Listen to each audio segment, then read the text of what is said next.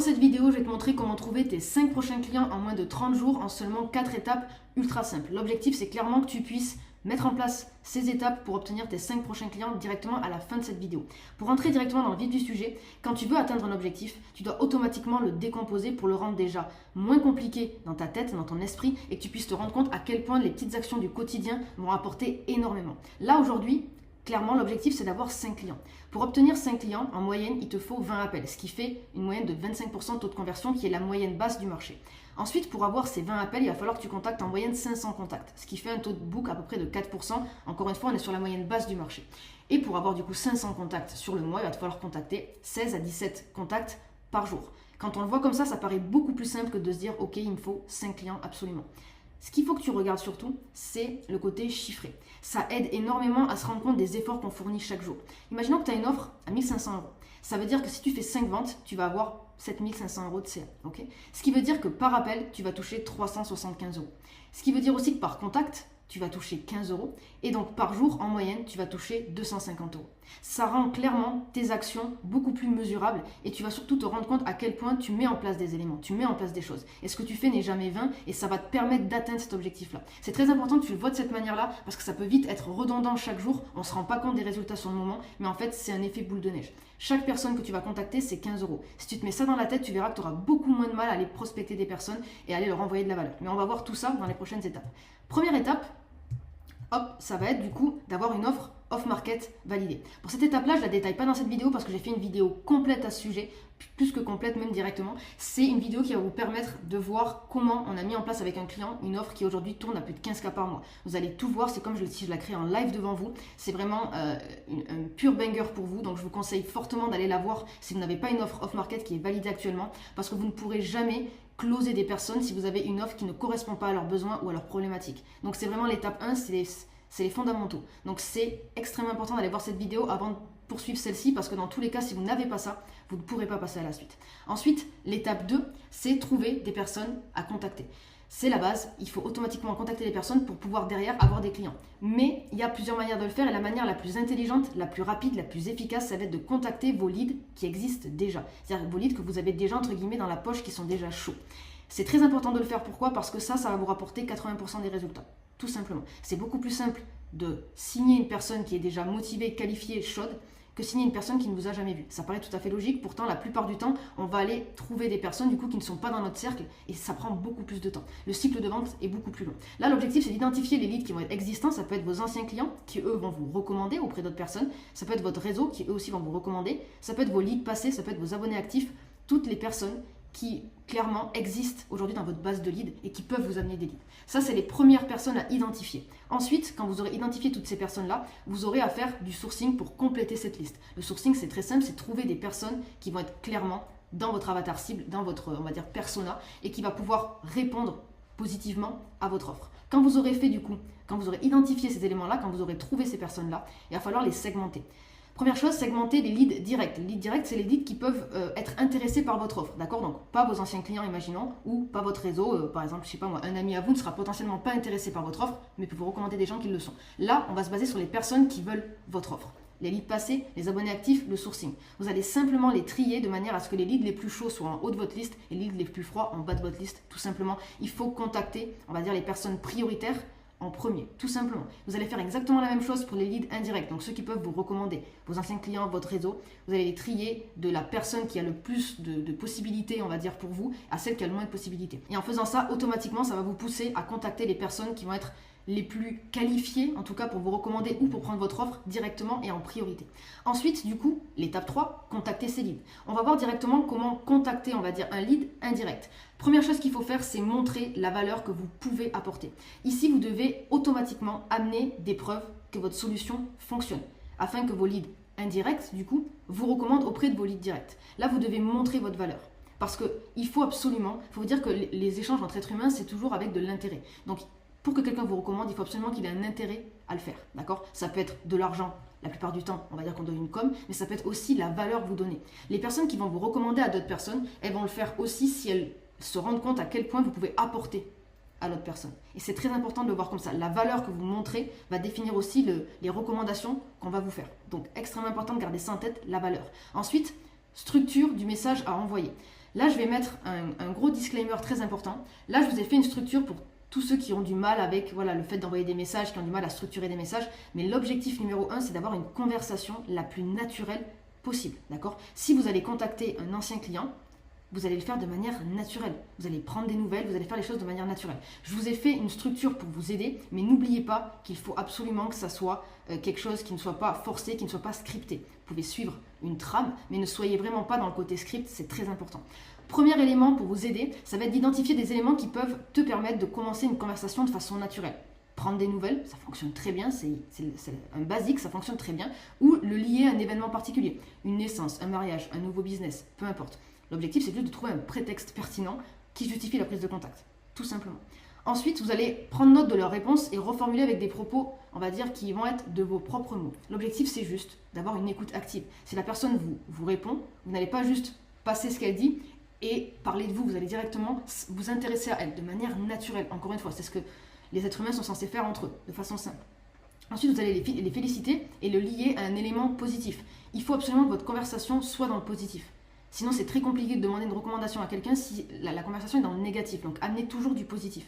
Pour vous donner un exemple un peu plus poussé sur ces trois parties-là, ce qu'il faut que vous compreniez, c'est que l'objectif, bien sûr, de ce message que vous allez envoyer, c'est d'orienter vers votre solution pour avoir une recommandation.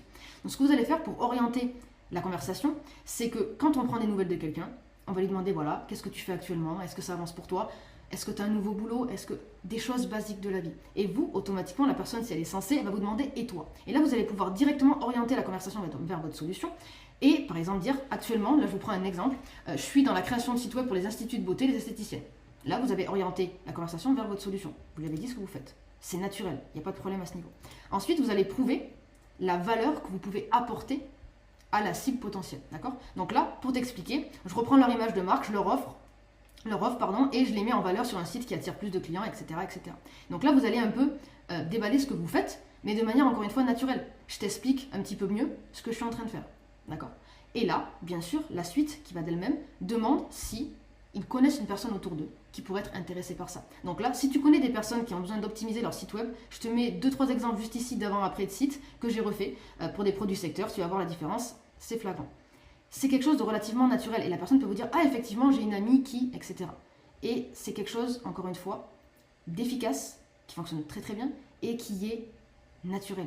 Il faut absolument que vous gardiez en tête que la personne, à la base, elle n'est pas au courant de pourquoi vous la contactez. Elle pense que vous prenez des nouvelles, donc soyez dans cette optique-là de prendre des nouvelles. Mais n'oubliez pas d'orienter la conversation vers votre solution, de leur prouver la valeur et de leur montrer. Là, par exemple, on le voit ici, la personne propose un avant-après. Donc, concrètement, il voit en direct si c'est mieux ou si ça ne l'est pas, s'il y a du potentiel ou s'il n'y en a pas. Et donc, si ici vous ne mettez rien qui prouve votre valeur, la personne n'aura pas envie de vous recommander. Si vous mettez des éléments qui prouvent votre valeur, automatiquement elle aura beaucoup plus envie de le faire. Donc ça, c'est pour la partie lead indirect. Vous pouvez faire ça à chacun de vos leads indirects. Vous commencez une petite conversation, vous prenez des nouvelles et vous allez dérouler tout simplement le process. Et vous allez voir bizarrement que dans les jours à venir, vous allez avoir plein de personnes qui vont vous dire « Ah ben j'ai peut-être une personne pour toi, j'ai peut-être une personne pour toi ». Et ça vous permet d'avoir automatiquement, on en arrive ici, des leads directs, d'accord, qui viennent en plus de recommandations, donc c'est encore plus simple pour vous, ok ? Pour les leads directs, comment ça se passe ? C'est relativement différent parce que c'est des personnes qui vont être intéressées par votre offre, ok ? Ou qui ont un potentiel en tout cas. Donc ce que vous allez faire, c'est que vous allez créer un asset de valeur. C'est-à-dire que vous allez donner gratuitement la solution complète à un problème précis de votre cible. Vous devez offrir ce que vos concurrents font payer. À cette cible-là, vous devez leur offrir ça. C'est extrêmement important. Pour faire ça, c'est relativement simple encore une fois. Identifier un problème émotionnel et concret de cette cible-là. Donc, il faut vous dire que votre cible actuellement, elle a un problème courant que vos concurrents potentiellement ne traitent pas.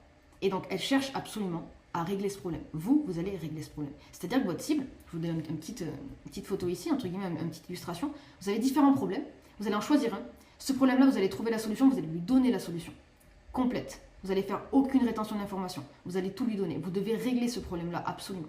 Et quand vous allez trouver cette solution, qui va être bien sûr concrète et applicable, c'est-à-dire que quand vous allez lui expliquer la chose ou lui montrer comment faire ou lui donner directement, elle doit pouvoir s'en servir immédiatement. C'est la clé d'un asset de valeur. Okay ? La solution, elle doit permettre à la personne d'avoir des résultats tangibles. Okay ? Elle doit mettre en avant, entre guillemets, votre expertise. En gros, la personne, quand elle reçoit votre solution, elle doit se dire « C'est incroyable, ça fait des semaines, des mois que j'arrive pas à gérer ça. » Il a trouvé la solution immédiatement. Et ça doit impacter automatiquement la personne. Et pour qu'il y ait encore plus de résultats, c'est un conseil que je vous donne, c'est personnaliser la valeur que vous allez envoyer à chaque personne. Toutes les personnes qui sont ultra qualifiées, comme on l'a vu ici, je vais repartir sur ça, toutes les personnes ici, là, qui vont être en haut de votre liste, vous devez leur envoyer de la valeur personnalisée. C'est extrêmement important. Là, par exemple, vous voyez, je vous prenais l'exemple du site. Vous pouvez tout simplement, si vous voulez, franchement, c'est quelque chose de très simple. Vous pouvez imaginer, si vous êtes dans les sites web, lui envoyer aujourd'hui, il y a des IA qui permettent d'envoyer des sites web de façon très simple, en moins de 5 minutes. Vous lui envoyez un template de son site web de manière, on va dire, beaucoup plus développée, structurée, améliorée, optimisée. Et vous lui envoyez ça, tout simplement. Donc toutes les personnes qui ont vraiment une qualification particulière, qui sont vraiment très chaudes, vous devez absolument personnaliser la valeur pour leur montrer à quel point vous leur portez un intérêt, tout simplement. Quand vous avez fait ça, vous allez devoir envoyer cet asset. Donc là, il y a une structure aussi de message envoyé qui est différente de la structure qu'on a vue en haut pour les leads indirects. C'est une structure relativement simple, contexte, problème, solution, CTA. C'est-à-dire contexte, vous allez envoyer un message simple, j'ai regardé ton profil, ton site, ton X, ton Y, tes mails, peu importe, et j'ai remarqué, et là vous allez remarquer quelque chose de positif et quelque chose de négatif. Toujours amener un compliment, quelque chose de positif.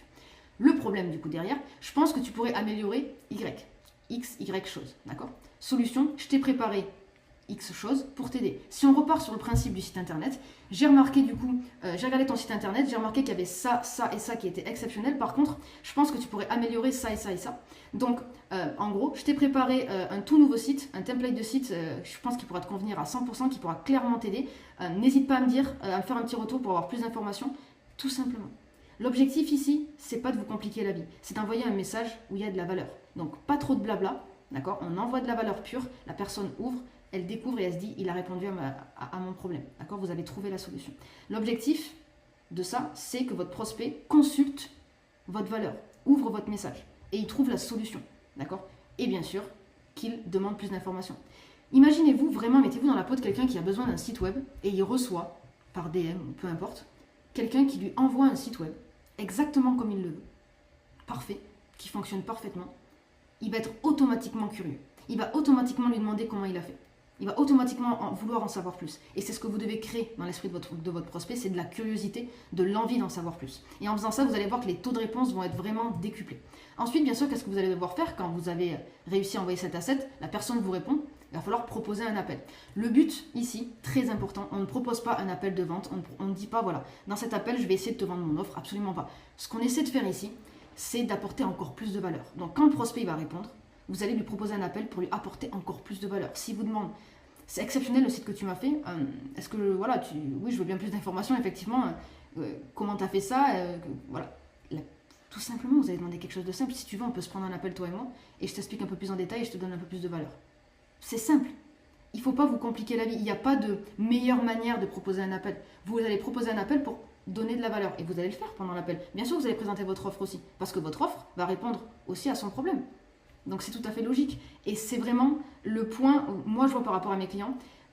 Des fois, on n'ose pas proposer des appels. On essaie de faire durer un peu cette partie-là, à répondre aux questions directement en DM. La meilleure manière de résoudre un problème, d'apporter de la valeur à quelqu'un, c'est de l'avoir au minimum en face de soi, du moins derrière un écran, qu'on puisse avoir une conversation. C'est la meilleure façon de le faire. Donc quand vous aurez préparé cet appel, la chose suivante à faire, c'est de préqualifier.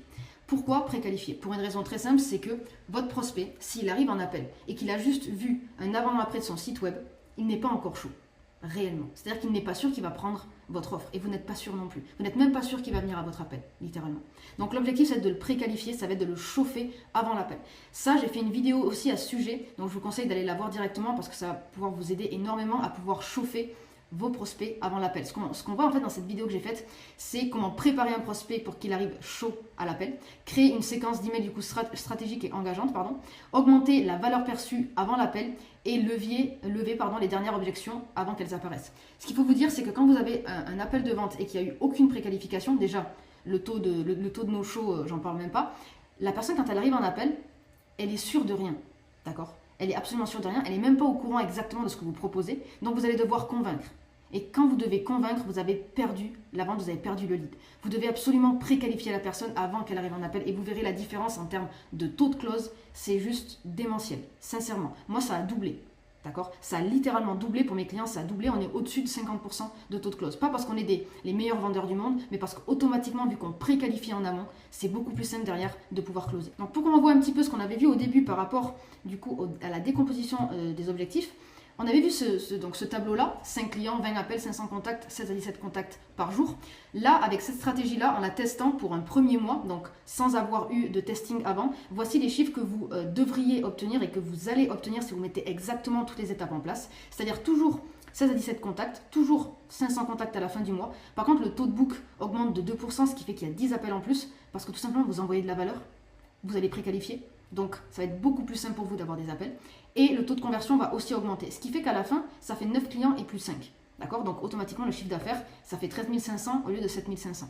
Pourquoi je vous montre ces chiffres-là? Parce que vous allez pouvoir voir en fait que quelques pourcentages en plus à certaines étapes changent littéralement. Là, ça a quasiment doublé le résultat final. Or, si on regarde, il y a eu juste 2% de plus ici, 5% de plus ici. D'accord? Pourtant, ça a quasiment doublé le résultat final. Ce que je veux vous dire, c'est que vos actions ont réellement un impact. Et plus vous allez faire les actions vraiment avec pertinence, avec sérieux, avec assiduité, plus vous allez avoir de résultats tangibles in fine. Et c'est ça qui est très important, c'est que vous voyez qu'ici, du coup, tout est décuplé. Un appel rapporte plus, un contact rapporte plus, et chaque jour, vous allez gagner plus. Et pour augmenter encore plus ces différents taux, le taux de book ou le taux de conversion, il va falloir absolument que vous personnalisiez les messages que vous allez envoyer. Il va falloir personnaliser la valeur que vous allez envoyer. Donc on arrive à la fin de cette vidéo et si tu es freelance et que tu génères entre 2 et 5 000 euros par mois et que tu veux ajouter 4 à 5 clients de plus en récurrent chaque mois à ton business, n'hésite pas à prendre un appel avec moi. Le lien se trouve directement en description et on se retrouve du coup pour une prochaine vidéo.